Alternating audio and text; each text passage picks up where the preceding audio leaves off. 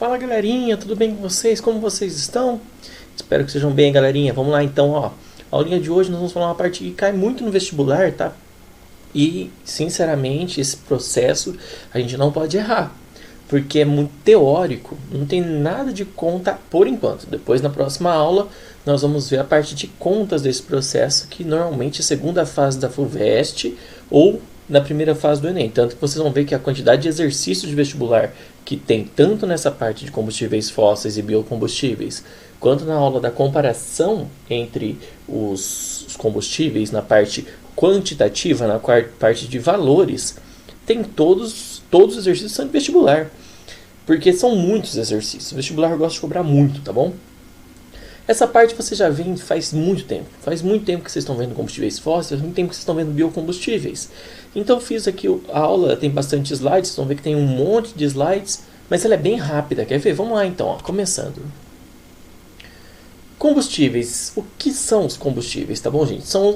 É um dos reagentes, né? Então são reagentes de uma reação de combustão. O que é um combustível? O combustível é um composto que reage com oxigênio produzindo energia. É isso que é um combustível. Então, um composto que reage com oxigênio para produzir energia. Os mais comuns e os que a gente vai trabalhar são compostos orgânicos que são gerados, que geram, né, gás carbônico e água. Então, aqui eu pus um exemplo, um composto orgânico que tem carbono e hidrogênio, qualquer que seja a função orgânica tendo carbono e hidrogênio, na hora que ele reage com oxigênio gera CO2 e água. Isso numa reação a gente chama de combustão completa. Tem as combustões incompletas, tá bom? Pode formar monóxido de carbono ou até mesmo só o carbono na forma de fuligem, né? Na forma de grafite. Mas o importante dessa parte é que vocês têm que entender que o combustível ele reage com o oxigênio para produzir energia. Tudo bem? Por quê? Porque eu posso usar como combustível não só um composto que tenha carbono, eu posso usar, por exemplo, o enxofre como combustível. Na hora que ele reage com oxigênio, não tem como gerar CO2 e água, mas ele vai gerar o SO2. Tudo bem? E essa geração de SO2 também libera energia. Esses combustíveis podem ser classificados em dois tipos, renováveis ou não renováveis, na qual os renováveis são conhecidos como biocombustíveis e os não renováveis como combustíveis fósseis. Qual a diferença, professor? Bom, gente, a grande diferença entre os combustíveis fósseis e os biocombustíveis, os renováveis e os não renováveis, é que os renováveis, eles podem ser renovados, o nome já diz, né? Ou seja, eu obtenho ele facilmente. Os combustíveis fósseis demoram milhões de anos para eu poder obter, tá bom? Então o combustível fóssil tem que ser extraído, enquanto o biocombustível eu posso produzir a matéria-prima e dessa matéria-prima produzir o biocombustível. Então olha lá, os combustíveis fósseis são originados a partir da biomassa de centenas de milhões de anos e são, portanto, não renováveis. Então preciso esperar milhões de anos para ser originado o combustível fóssil, enquanto um biocombustível são originados a partir de biomassa recente, sendo, portanto, renováveis. Ou seja, se eu vou obter, aqui no Brasil a gente obtém normalmente da cana-de-açúcar, eu consigo plantar cana-de-açúcar para produzir o biocombustível. Tudo bem? Essas características da gente levam a gente a entender alguns conceitos que são muito cobrados em vestibulares. Um deles, que cobra-se muito, é, tudo bem, então, o que vai acontecer, por que a gente está estudando o uso de biocombustíveis? Já que os dois servem praticamente para a mesma coisa, tá? Para gerar energia. Bom, tem várias teorias, várias tendências que a gente vai ver até o final da aula, mas uma delas já está aqui, tá? Nesse slide, nessa parte aí. Os combustíveis fósseis vão demorar milhões de anos para serem utilizados, ou seja, eles vão acabar algum dia. Por que eles vão acabar algum dia? Porque, como eu estou extraindo, precisaria de mais milhões de anos para obter a mesma quantidade que eu estou extraindo desses combustíveis. Então, o uso do biocombustível, eu estou produzindo a sua matéria-prima. Essa biomassa recente é uma matéria-prima que gera o biocombustível. Tudo bem? Outra coisa, olha, você vê que os dois combustíveis são feitos de biomassa, de maneiras diferentes, mas são feitos de biomassa.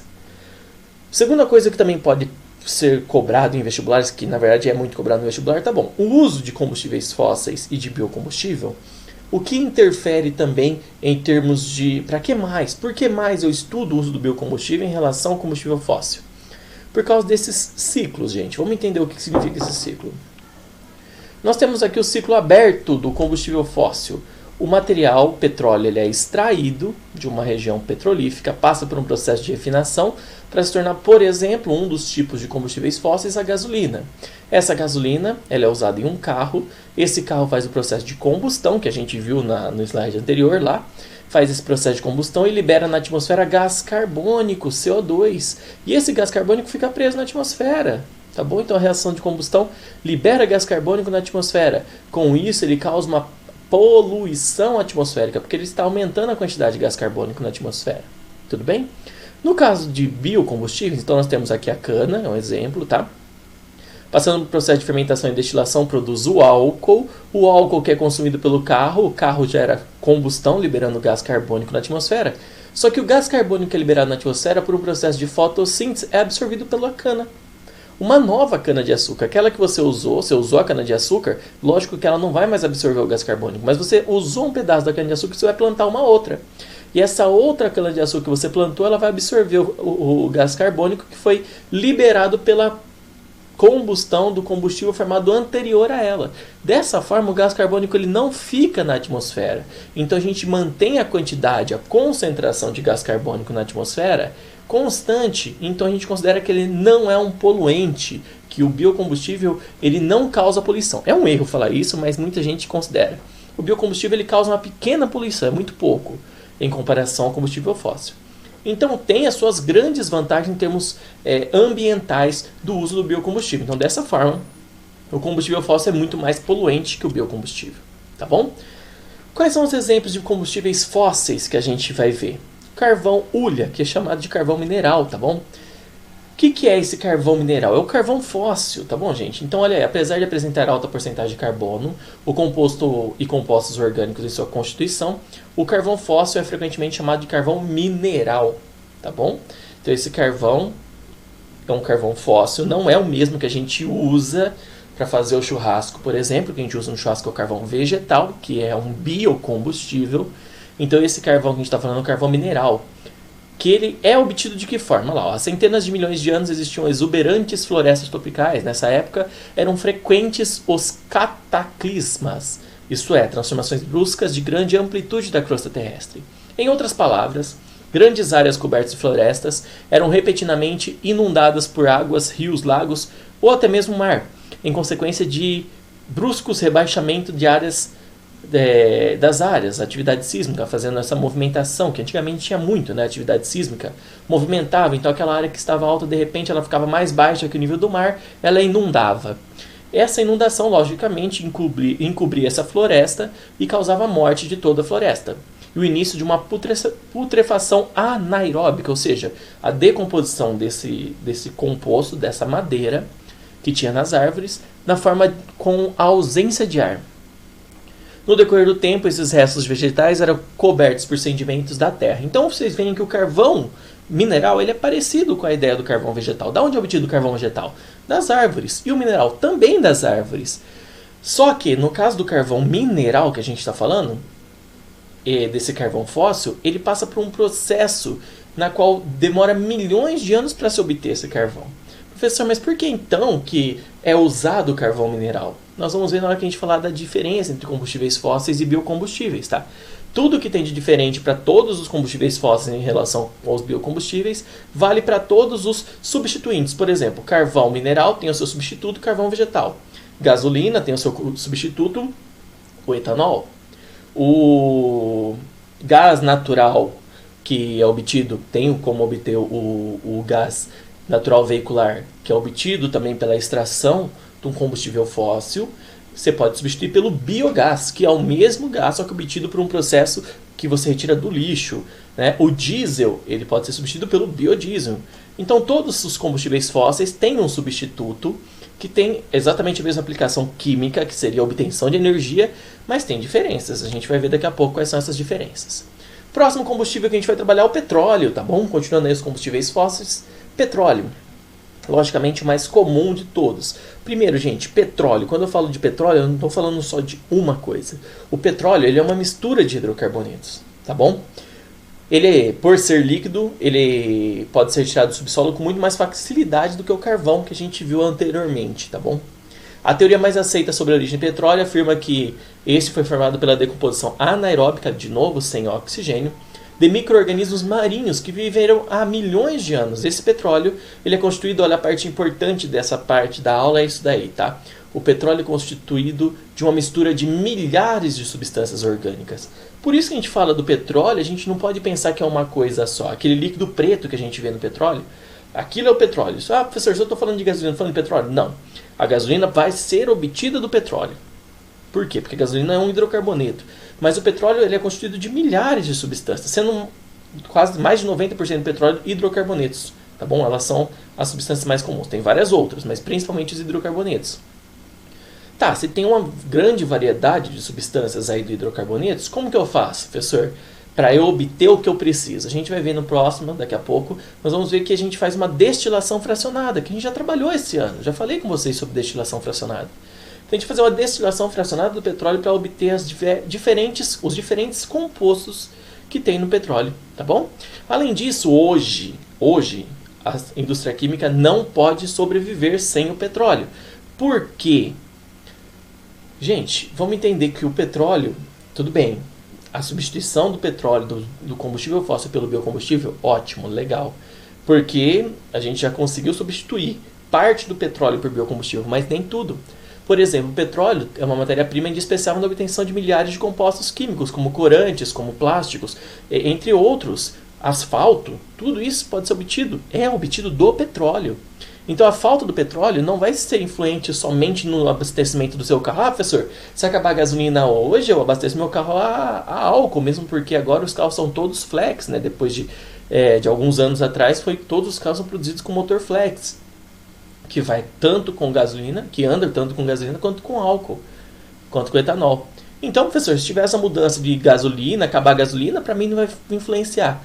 Na verdade, não, viu, gente?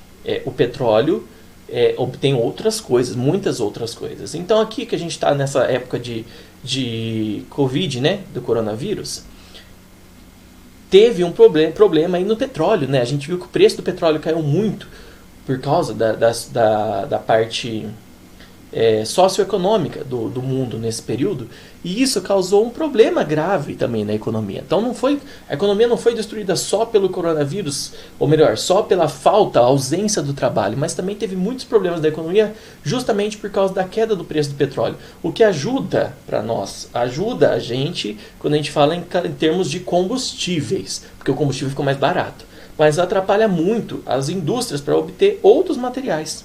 Tudo bem? Então, como é feito o petróleo? Bom, a extração do petróleo, como ele não se acumula na rocha que ele foi gerado, ele sobe, que ele é pressionado pela água salgada e pelo gás natural, que a gente vai ver daqui a pouco na imagem que o gás natural também está junto do petróleo, até encontrar no subsolo camadas de rochas impermeável e cria-se ali um depósito petrolífico. Ele não forma rios como a gente imagina, tá bom, gente? Ele não forma rios de petróleo, lagos de petróleo, não. Ele ocupa os poros das rochas. Então é como se você pegasse uma esponja, uma bucha, né? Pega uma bucha aí, a bucha que vocês usam para lavar a louça, e ela fica cheia de água. É isso que a gente tem o petróleo, tá bom? Então a obtenção do petróleo é mais ou menos assim, ó. Então nós temos aqui a superfície, ou a água salgada pressiona o petróleo por baixo, o gás natural por cima, e ele acaba se acumulando em algumas rochas permeáveis, tá bom? Ou melhor, algumas rochas porosas. Essas rochas porosas obtêm o petróleo dali. Então você faz a perfuração e chega até o petróleo. Não é tão fácil obter o petróleo, mesmo porque ele tem só em regiões específicas do planeta, tá bom? Depois que eu obtenho o petróleo, tem que fazer a sua refinação, que é feito por um processo de destilação fracionada. Gente, como a gente viu, o que é uma destilação fracionada? Uma mistura, o petróleo é uma mistura homogênea, a gente pega essa mistura e aquece ela. Então aqui a gente tem o óleo bruto do petróleo, ele é aquecido a 350 graus Celsius, tá bom? O que vai acontecer? O petróleo vai evaporar. Ou ele sobe por aqui, ó, evapora rapidamente, ou ele vem por aqui. O caminho mais comum dele é descer aqui e continuar subindo, tá bom? Aí ele vai subindo e ele vai passando por aqui, ó. Se vocês olharem com detalhes, nessa regiãozinha, ele tem uma entrada do gás que sai e escorre por aqui. Então ele entra e escorre por aqui. Então ele tem uma abertura que o gás continua subindo, tá bom? Quanto mais longe do fogo, menor é a temperatura. Então, quanto mais longe do fogo, menor a temperatura. Então, quanto mais para cima na torre de fracionamento, menor seria a temperatura de ebulição dos compostos obtidos. Então, quando o composto tem uma alta temperatura de ebulição, como o óleo combustível aqui, ó, esse óleo combustível, ele tem uma alta temperatura de ebulição. Então, ele é obtido nas camadas mais próximas da onde está tendo aquecimento. Aqui em cima nós obtemos o gás liquefeito de petróleo, GLP. Tá? Anotem aí, tá bom? Gás liquefeito de petróleo, que é usado como botijão de gás. Lá no botijão de gás. Esse gás liquefeito de petróleo ele tem uma baixíssima temperatura de ebulição, porque aqui em cima a temperatura está muito baixa. Outra curiosidade, gente, é isso daqui, ó. O aumento das massas moleculares das temperaturas de ebulição, ou seja, quanto mais para baixo estiver, obviamente maior a temperatura de ebulição, como eu falei, mas também maior é a sua massa molar. Então, por exemplo, por que o diesel ele é obtido mais abaixo na coluna, mais abaixo na coluna do que a gasolina? Porque o diesel tem uma massa molecular muito mais alta, tudo bem? Professor, eu preciso decorar a sequência? Sim, alguns desses aqui são importantes vocês decorarem, tá bom? Então, que você obtém aqui o óleo combustível, depois o diesel, depois o querosene, a nafta, depois a gasolina e lá em cima o GLP, tá bom? Só isso, professor? Não, tem mais, porque essa parte que sai aqui embaixo tem uma temperatura de ebulição acima de 350 graus Celsius e eu não posso aquecer mais do que isso. Por quê? Os combustíveis, os hidrocarbonetos, eles têm uma tendência a quebrar, a serem rompidos e serem decompostos de forma que não é interessante no petróleo. Eu não quero quebrar o petróleo, eu não quero transformar em outro composto. Então eu não posso aquecer mais de 350 graus Celsius. Quanto mais alto for a temperatura, pior vai ser o meu petróleo. Vou acabar causando problemas no petróleo. Então eu pego essa fração que sai aqui, que é a mais pesada, ou seja, que não entra em ebulição, é um líquido que vai escorrer aqui, ele não entra em ebulição. E aí o que eu faço? Eu jogo esse líquido em uma outra coluna de destilação. Só que essa coluna de destilação ela é feita com baixa pressão. A baixa pressão, tá? Essa baixa pressão atmosférica, ela acaba diminuindo a temperatura de ebulição dos compostos que ficaram. E aí eu consigo obter, além desses compostos, eu obtenho óleos lubrificantes, vaselinas ou as graxas, parafinas e, por fim, os resíduos que são o asfalto. O que é mais importante daqui, gente? É lembrar que no final, na última parte, a parte de baixo de tudo, obtém o asfalto. Depois obtém os óleos lubrificantes, depois óleo combustível, depois diesel, depois querosene, depois gasolina, depois GLP. Então, de tudo que está aqui, os únicos que a gente não é muito usado no vestibular é a nafta, tá bom? A vaselina e a parafina. São coisas que não caem muito no vestibular. Obviamente, né, os que mais caem é a gasolina, o diesel, o GLP, o asfalto são os que mais caem, tá bom? Um outro processo que o petróleo passa é o processo de craqueamento catalítico. A palavra craqueamento significa quebra, vem do inglês cracking, que significa quebrar a molécula. Então o que eu faço? Como não é muito interessante para mim os hidrocarbonetos mais pesados, tá bom? Hidrocarbonetos muito pesados não são nada interessantes na indústria petrolífica. Eu prefiro hidrocarbonetos leves, porque aí eu tenho diesel, eu tenho a gasolina, eu tenho o GLP. Então o que eu faço? Eu faço o craqueamento. Por um processo catalisado a altas temperaturas, eu quebro o hidrocarboneto pesado, formando vários hidrocarbonetos leves. Certo? Essa mistura de hidrocarbonetos leves, assim obtida, é novamente destilada, obtendo-se então o GLP, que é o gás do botijão, a gasolina, querosene e o óleo diesel, que são mais leves do que aqueles hidrocarbonetos pesados que não teriam uma aplicação interessante. Então, gente, a ideia do craqueamento é só isso, pegar um hidrocarboneto com alta massa molecular, ou seja, com muitos átomos de carbono, e quebrá-lo em hidrocarbonetos com menor número de carbonos. O GLP, gás com efeito de petróleo, é constituído de C4H10, butano, e um pouco de C3H8, propano, e é obtido quase que totalmente por craqueamento. Esses gases ocorrem em pequenas quantidades dissolvidas no óleo bruto, ou seja, quando a gente viu ali na parte anterior, aqui, ó, esse gás de refinaria, esse gás contém pequenas quantidades do GLP. Então a gente obtém aqui o gás combustível. Mas a gente também pode obter, a maneira mais comum é fazer o craqueamento para obter o GLP em maior concentração, tá bom? Outro processo que o petróleo também pode ser feito é a reforma catalítica. Por quê? Os hidrocarbonetos que estão presentes no petróleo, normalmente eles têm cadeias normais, ou seja, cadeias que não têm ramificação. E essas cadeias não ramificadas não são interessantes para combustíveis. Os combustíveis são melhores, tem uma melhor temperatura, tem uma menor temperatura de ebulição, então tem uma melhor eficiência quando eles são ramificados, tá? E uma outra coisa também que é feita nessa reforma catalítica é a geração de anéis aromáticos ou ciclos, tá bom?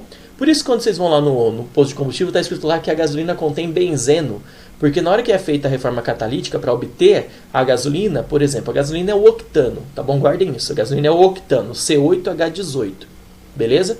Só que a gasolina, na sua melhor forma, é aquela gasolina ramificada, tá? Então não é interessante estar na cadeia normal. Para eu ramificar, eu faço reforma catalítica, certo? Eu faço essa reforma catalítica.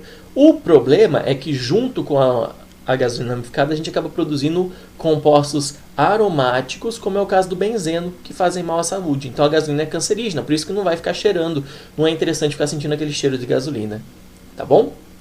Um outro processo também que é feito é a hidrodesulfurização. Isso tudo na indústria do petróleo, tá bom, gente?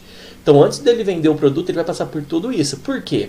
A hidrodesulfurização ela é usada para tirar o enxofre dos compostos que tem lá no petróleo. Porque além dos hidrocarbonetos, ele também apresenta substâncias sulfuradas, que não são nada convenientes, já que a combustão dessas substâncias gera o enxofre, que é um grande poluente atmosférico, que a gente vai ver depois em aula de poluição atmosférica, é um dos geradores da chuva ácida, tá bom? Uma chuva fortemente ácida. Então não é nada interessante ter enxofre. Hoje em dia, já a gente vê a quantidade de enxofre pelas siglas que são usadas. Por exemplo, eu tenho certeza que vocês já foram num posto de gasolina e viram lá o diesel chamado diesel S10. O que é o diesel S10? É um diesel que tem 10 ppm, 10 partes por milhão, de quantidades de enxofre dentro do composto, ou seja, para cada 1 milhão de gramas desse composto tem 10 gramas de enxofre, uma quantidade muito pequena. O mundo tomou essa iniciativa de usar esse diesel no mundo, está sendo tomada a iniciativa de usar o diesel na forma de S10. No Brasil ainda não, tá? Nós somos mais atrasados sempre, né? No Brasil ainda usam diesel com valores de enxofres maiores, como o S500, que é o mais comum no Brasil, mas tem lugares até que tem S1000 com 1000 ppm, tem lugares com S10000 ainda, tá bom? Com 10.000 ppm. Olha como que é o processo. Essas reações não são muito comuns, tá bom, gente? Mas a ideia é, eu pego um composto que tem enxofre, por exemplo, um tioálcool. A função tioálcool é o que substitui o OH por um enxofre. E a função tioéter substitui o oxigênio do éter por um enxofre. Por isso o termo tio significa a substituição do oxigênio pelo enxofre. É a mesma fórmula, OH. Tá bom? OH forma um álcool. Tioálcool substitui o oxigênio por enxofre. Um éter teria que ter um oxigênio aqui. O tioéter tem um enxofre no lugar. Essa reação de hidrodesulfurização, ela vai produzir um hidrocarboneto, normalmente hidrocarbonetos interessantes, como aqui a gente tem a produção de gasolina, a gasolina C8H18, e do ácido sulfídrico. E esse ácido sulfídrico ele também tem uma boa aplicação para a indústria. Por quê? O ácido sulfídrico ele é um dos reagentes necessários para a formação do ácido sulfúrico, que é o ácido mais usado na indústria em geral. Falando agora de biocombustíveis, tá bom, gente? O biocombustível é tudo do oposto que a gente viu em combustíveis fósseis. Então, os biocombustíveis mais comuns, carvão vegetal, um deles. Como que é obtido o carvão vegetal? Para quem não sabe, é obtido da madeira de reflorestamento. Então, necessariamente, os carvões vegetais que a gente usa deve necessariamente vir de uma madeira de um processo de reflorestamento. Senão, ele não passa pela aprovação do governo, tudo bem? E aí, na aprovação do Inmetro. E aí não vai ser vendido. Beleza? Como que é feito? Você queima essa madeira por um processo chamado de queima incompleta, uma combustão incompleta, abafada, ou seja, com pouco oxigênio. Esse combustível, o carvão vegetal, ele é renovável porque praticamente... ou melhor, ele é renovável porque eu consigo fazer o reflorestamento. Obviamente não é tão rápido, mas é muito mais rápido do que a produção do carvão mineral. Esse carvão praticamente não tem compostos sulfurados e contém um carbono recém-retirado da atmosfera pela fotossíntese. Então ele não é um combustível fóssil, é um biocombustível. Como a gente viu lá no ciclo, o gás que a gente está gerando, o gás carbônico que a gente está gerando, obviamente, se a gente reflorestou, essa floresta vai precisar do gás carbônico para fazer a fotossíntese. No Brasil, um dos mais comuns, né, na verdade no mundo, um dos mais comuns biocombustíveis é o etanol, certo? O etanol, que é o substituto principalmente o substituto da gasolina como combustível. Lógico que ele é usado para várias outras coisas, como para a produção de bebidas, também usado para desinfecção, ele também pode ser usado para a produção de plásticos, tá bom? Então tem várias aplicações aí do etanol. Como que é obtido o etanol? Ele pode ser obtido de qualquer biomassa. Olha que interessante, gente. Qualquer coisa, biomassa, a gente está falando de uma massa biológica. Obviamente, a gente não está pensando em massas de compostos de animais, tá? A gente está pensando em massas vegetais. Mas pode até de animal, tá bom? Olha que interessante. Obviamente que seria quase impossível, tá? O processo seria muito trabalhoso e a gente não ia matar animal para produzir etanol, lógico que não. Mas se tem carboidrato, a gente consegue obter etanol, certo? No Brasil é obtido da cana-de-açúcar. Por quê, professor? Porque é mais simples. A cana-de-açúcar já tem uma quantidade muito grande de açúcar, que é a sacarose, é um carboidrato de fácil quebra. Porém, pode ser obtido de outros compostos. Por exemplo, fora do país, nos Estados Unidos, pode ser obtido da beterraba, né? Pode ser obtido do milho, pode ser obtido até de grama. Qual é a diferença? A beterraba e o milho eles têm amido, então é mais difícil de obter, tá? Do que no caso da sacarose. Já que o amido é um polissacarídeo e a sacarose é um disacarídeo, então é mais fácil de obter. Por quê, gente? E da grama? No caso da grama, antes da gente falar por quê. A grama tem celulose, também é um polissacarídeo, mas é mais difícil ainda de obter. Por quê, gente? Porque o processo de obtenção do etanol ele vai ocorrer a partir da fermentação alcoólica da glicose ou frutose, ou seja, vai ser a fermentação alcoólica de um monossacarídeo. Portanto, para a gente obter o etanol, a gente precisa obter primeiro a glicose. Num disacarídeo é fácil, a gente faz uma hidrólise desse disacarídeo, é só colocar ele na água e ele já vai quebrar em glicose e frutose. Tudo bem? E a gente obtendo glicose e frutose, a gente pode obter o etanol pelo processo de fermentação alcoólica. No Brasil, a gente vai falar de dois tipos de etanol aqui para o Brasil. O etanol de primeira geração, ou 1G, e o etanol de segunda geração. O de primeira geração é aquele simples. Eu pego a sacarose, faço a hidrólise dela, né? A sacarose é obtida da cana-de-açúcar. Eu quebro esse açúcar, formando glicose e frutose, só colocando na água. Eu pego essa glicose e coloco aquele fungo que eu já falei para vocês, o Saccharomyces cerevisiae. Ele faz uma fermentação alcoólica produzindo etanol e gás carbônico, tá bom? E o etanol de segunda geração? Esse de primeira geração é o que a gente usa, é o mais comum de usar. Obviamente que tem na própria cana-de-açúcar sobra uma parte orgânica dela, uma parte que é o bagaço. Esse bagaço ele tem duas possibilidades. Uma delas é queimar esse bagaço para gerar mais energia. A gente queima o bagaço e gera energia elétrica, tá bom? Por um processo termoquímico. Ou a gente pega esse bagaço obviamente ele tem celulose, e com a adição de catalisadores e ou enzimas, a gente produz a glicose, aí da glicose a gente produz o etanol. É um processo muito mais complexo, mas é muito interessante porque não tem perda de material. O bagaço que seria jogado fora, ou que não seria 100% utilizado na produção de energia, a gente produz mais etanol. Professor, qual é a diferença desse etanol para esse de baixo? Nenhuma. Tá bom? Nenhuma diferença, a mesma característica. Biodiesel, olha lá, gente, o diesel fóssil, que é obtido do petróleo, é constituído de hidrocarbonetos, uma mistura que tem de 14 até 18 carbonos, tá bom? Eles podem ser até 17 carbonos, que podem ser substituídos parcialmente ou totalmente por derivados de lipídios, ou seja, óleos ou gorduras. Quando a gente falar de lipídios, quando a gente falar de bioquímica, eu vou voltar a falar isso com vocês, tá? Existem países que usam o óleo de cozinha para obter o biodiesel. No Brasil a gente produz o biodiesel. Como que é produzido? Presta atenção nessa reação. Quando cai biodiesel é isso que ele quer. A gente pega um óleo, uma gordura, que é esse processo aqui, óleos vegetais, tudo bem? Ou gordura animal, tanto faz. A gente pega esse composto que a gente chama de triglicerídeo, tá bom? Que é um lipídio. Reage ele com etanol, na proporção de 1 mol para 3 mols de etanol. Então a gente reage ele com etanol e produz o glicerol, tá bom? O glicerol também é um produto muito utilizado, principalmente em indústria farmacêutica ou de beleza, tá bom? E produz 3 monoésteres etílicos, que na verdade são os biodiesels. Esse biodiesel aí que é produzido, ele já é um combustível tão eficiente quanto o diesel fóssil. Olha lá, cuidado, hein? Biodiesel e diesel fóssil não tem nada a ver uma coisa com a outra. O diesel fóssil é um hidrocarboneto. O biodiesel é um éster, ou seja, eles não têm nada a ver um com o outro. Mas por que eu chamo de biodiesel? Porque é o substituto, um biocombustível substituto do diesel, certo? Outro combustível não fóssil, o biogás, tá? O biogás é o mesmo gás metano que a gente viu lá quando a gente falou quando eu falei para vocês do gás natural, tá bom, gente? O gás natural, que pode ser obtido do petróleo, quando vocês viram lá que quando eu pus o desenho do petróleo, da extração do petróleo, tinha o gás natural ali em cima.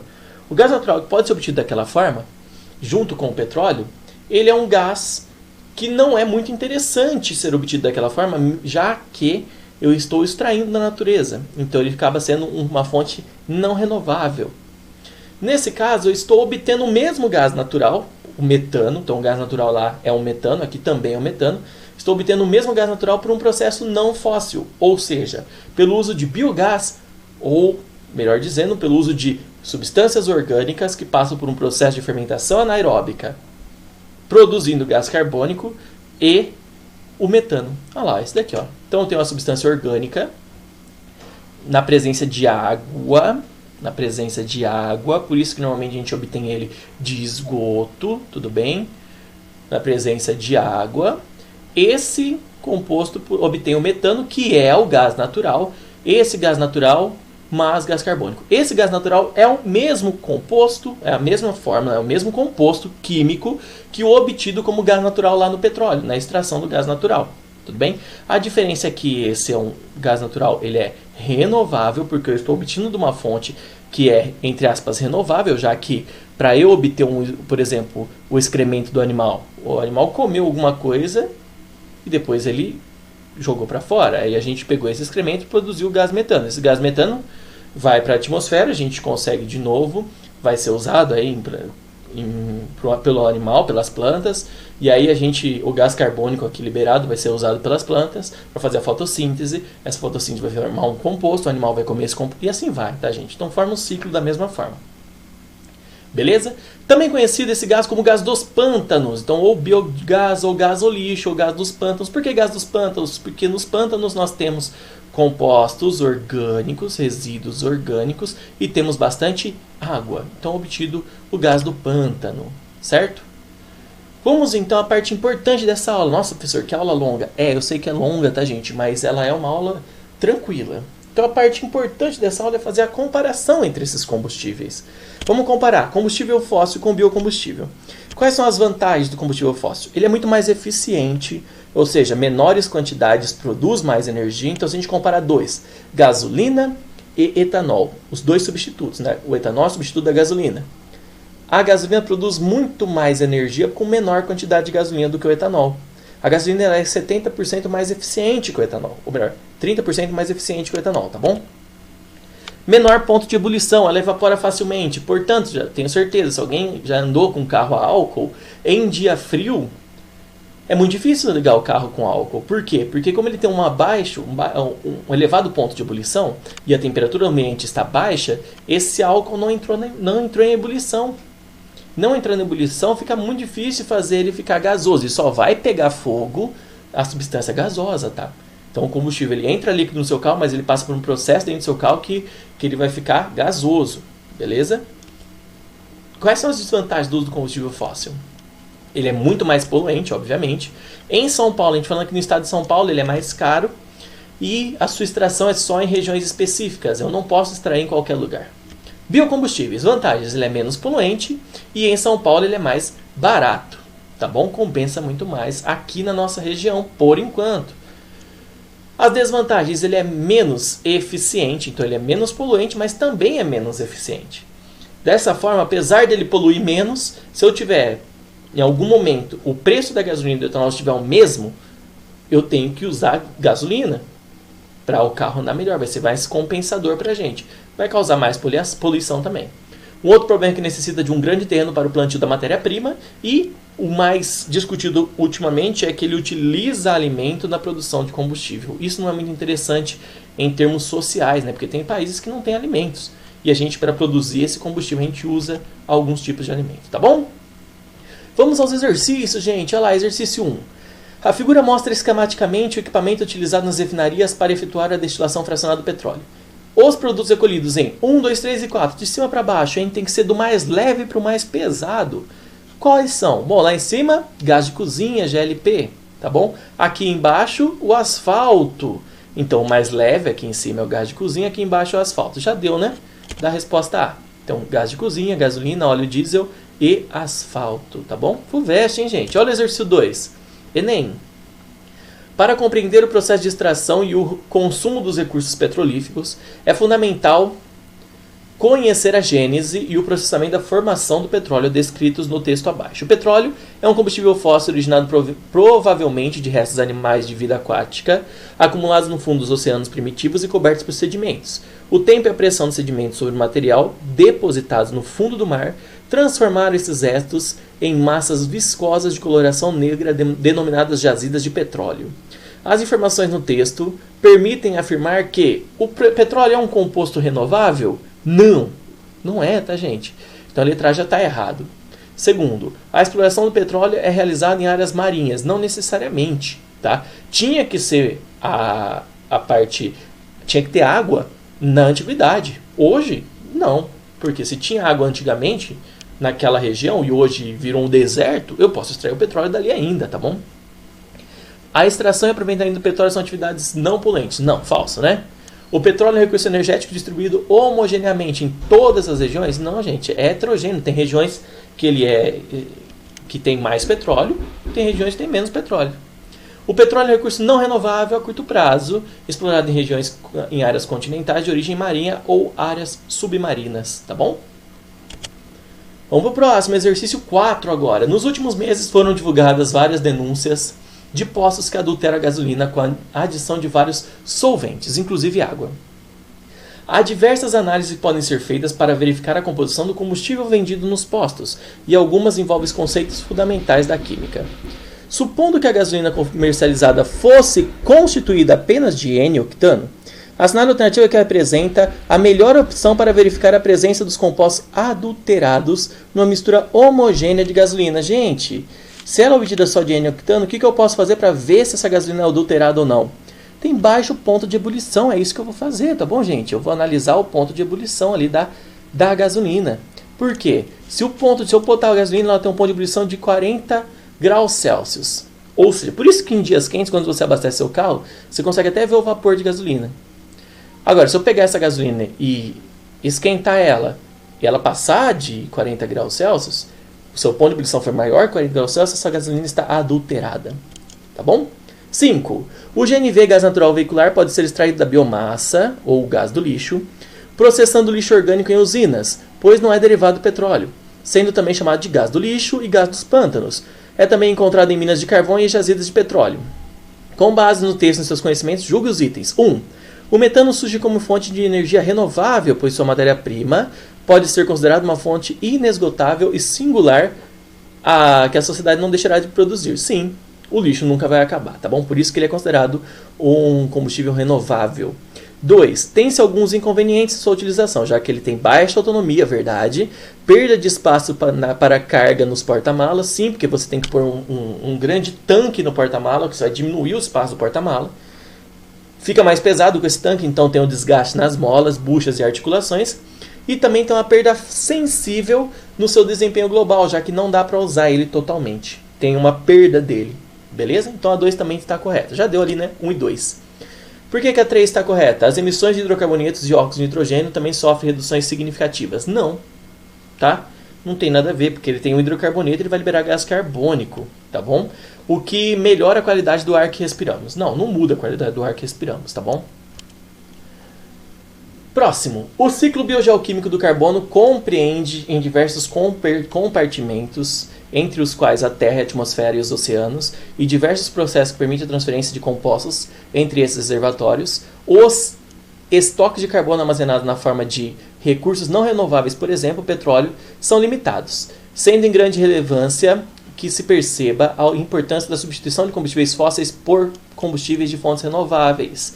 A utilização de combustíveis fósseis interfere no ciclo do carbono porque aumenta a quantidade de carbono na atmosfera, beleza? 8. O petróleo é um tipo de combustível fóssil que é origem animal e vegetal, constituído de hidrocarbonetos. É um desastre de derramamento de petróleo. Vários métodos são usados para a limpeza de áreas afetadas. Um deles é a biodegradação, que por populações naturais de micro-organismos que necessitam do petróleo como fonte de nutrientes.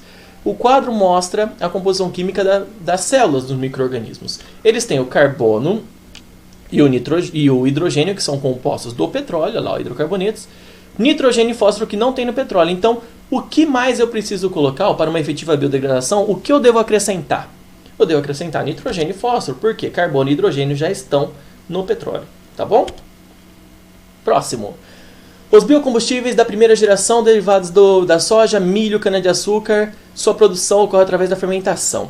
Biocombustíveis derivados do material celulósico ou biocombustíveis de segunda geração, coloquialmente chamados de gasolina do capim, são aqueles produzidos a partir de resíduos da madeira, serragem, por exemplo, talos de milho, pala de trigo, capim, crescimento rápido, e se apresentam como alternativa para os problemas enfrentados pelos da primeira geração, já que as matérias-primas são baratas e abundantes. O texto mostra um dos pontos de vista a respeito do uso de biocombustível na atualidade, os quais são matrizes energéticas com menor carga de poluição, biocombustível, para o ambiente pode propiciar e gerar novos empregos. Entretanto, para serem oferecidos com baixo custo e tecnologia de degradação da celulose nos biocombustíveis de segunda geração, deve ser extremamente eficiente, ou seja, eu tenho que preciso de mais pesquisas para poder fazer a celulose e transformá-la lá na glicose. Segundo, um dos métodos da produção envolve a transesterificação, produção do biodiesel, do óleo de soja utilizando o metanol em meio básico, que precisa ser realizada na ausência de água. A figura mostra o esquema reacional da produção do biodiesel, em que representa cadeias carbônicas dos ésteres dos ácidos graxos. Por que eu não posso ter água lá? A ausência de água no meio reacional se faz necessária porque, gente, uma das reações orgânicas conhecidas é a hidrólise. Então, quando eu coloco água, eu faço a hidrólise do éster, tá bom? Podendo formar álcoois ou, no caso, a formação, como está usando o meio básico, forma sabão. Então eu não posso ter água no meio. Beleza? Próximo exercício. O esquema representa de maneira simplificada o processo de produção do etanol utilizando o milho como matéria-prima. A etapa da hidrólise na produção do etanol, aqui eu preciso da água, hein?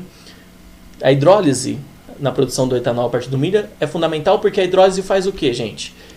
Ela transforma o amido em substratos utilizáveis pela levedura, ou seja, eu transformo o amido em glicose, que é onde eu gero o etanol. 4. O biodiesel é um combustível obtido a partir de fontes renováveis que surgiu como alternativa do uso do diesel, do petróleo para motores de combustão interna.